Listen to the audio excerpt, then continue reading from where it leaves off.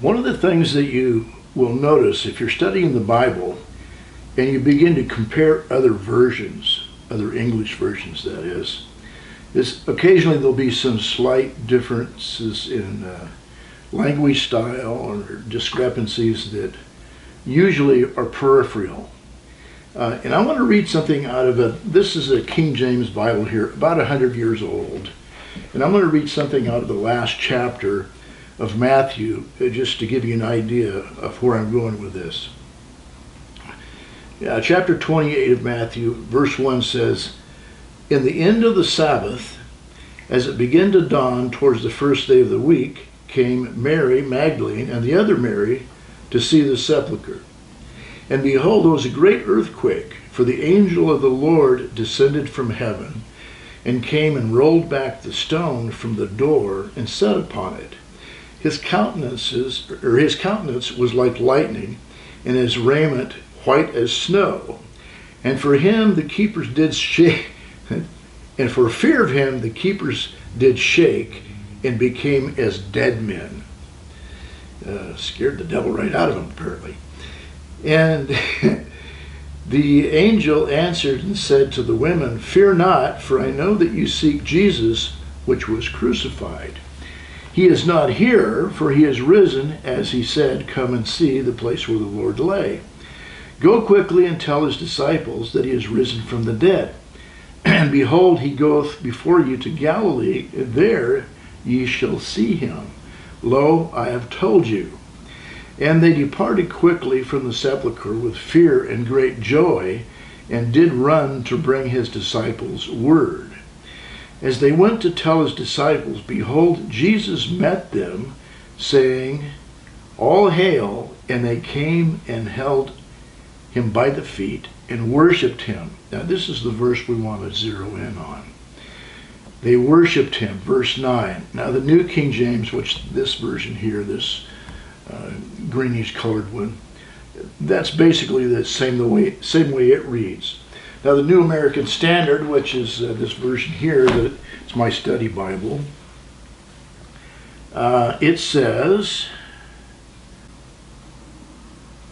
so the New American Standard, I'm going to start in verse 5 of the last chapter. "And the angel answered and said to the woman, Do not be afraid, for I know that you are looking for Jesus, who has been crucified. He is not here, for he is risen, just as he said. Come and see the place where he was lying. Go quickly and tell his disciples that he is risen from the dead, and behold, he is going before you to Galilee, and there you will see him. Behold, I have told you." And they departed quickly from the tomb with fear and great joy, and ran to report it to his disciples. Verse 9. "And behold, Jesus met them and greeted them. They came up and took hold of his feet and worshipped him." Okay, so here is the pattern. Okay, the basic message of the resurrection.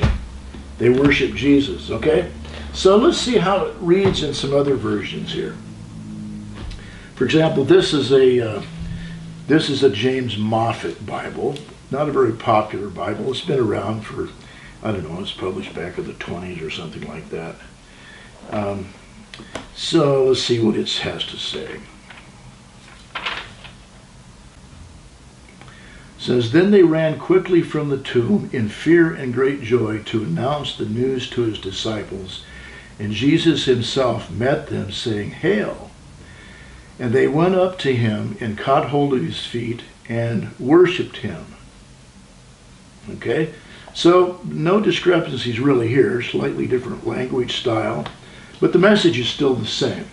So let's take a look at another one. This is a parallel Bible here. It's actually, it's 4 different English translations of the New Testament in one. And when I say parallel Bible, there's 4 columns, and each column is a different version. So let's see, where are we at here? Okay, so we got King James here, Revised Standard Version here, NEV, which is an Oxford translation, and then we have the Phillips. Now the Phillips was a paraphrased Bible that was published in Britain.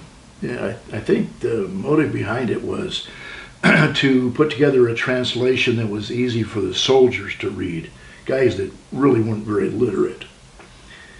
And it's difficult to find things in here because they're not numbered. The verses are not numbered. Jesus stood before them in their path and said, "Peace be with you."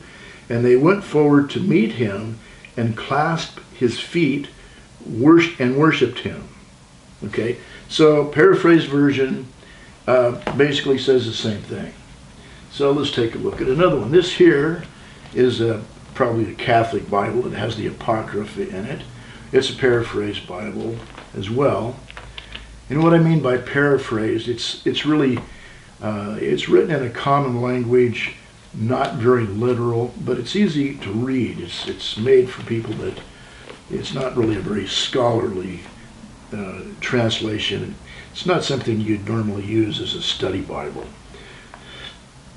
Okay, 28 verse 9. Suddenly Jesus met them and said, "Peace be with you."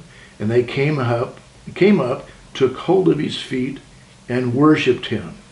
Okay, so here we have a Catholic paraphrased Bible. It says the same thing. Okay, let's try another one.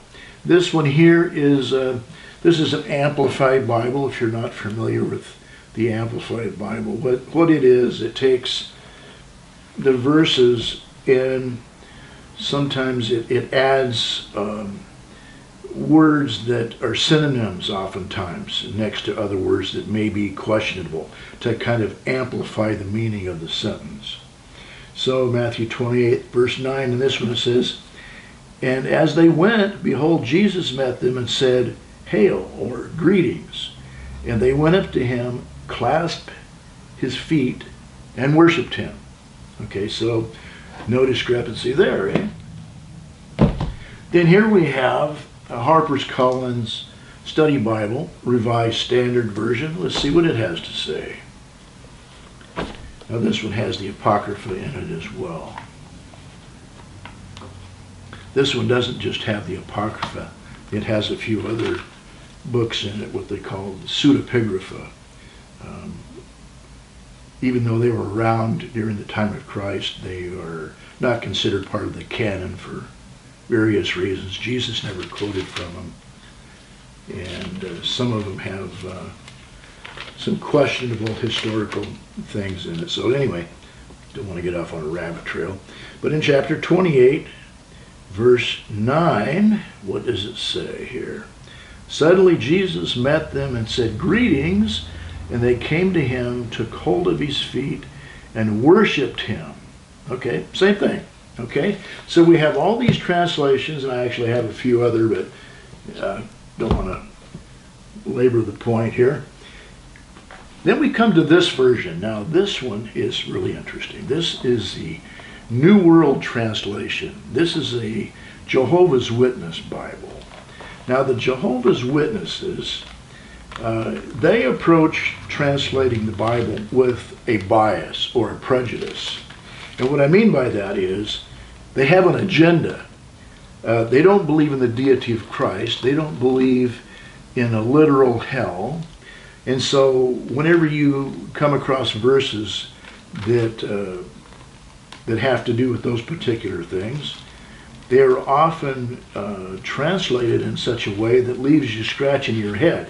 Either it's totally ambiguous or it's totally deceptive.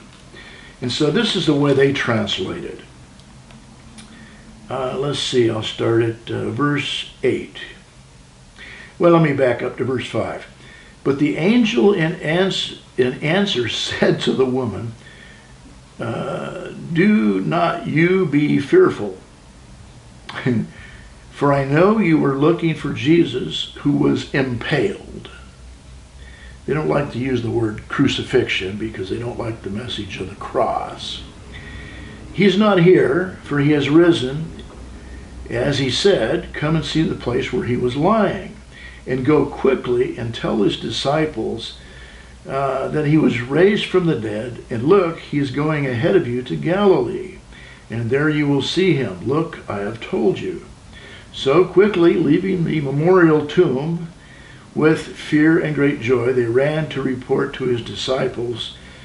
And it says, and look, Jesus met them and said, good day. And they approached and caught him by his feet and did obeisance to him. Notice it doesn't say they worshiped him. Now, you may be familiar with another story in the Bible, Matthew chapter 14.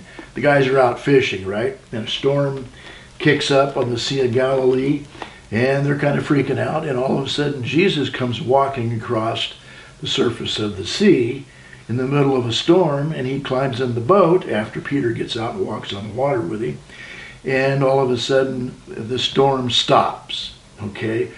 And it says they worshiped him. However, in this version, it's obeisance, okay? Now, I'm 72 years old. I have never heard that word in my life.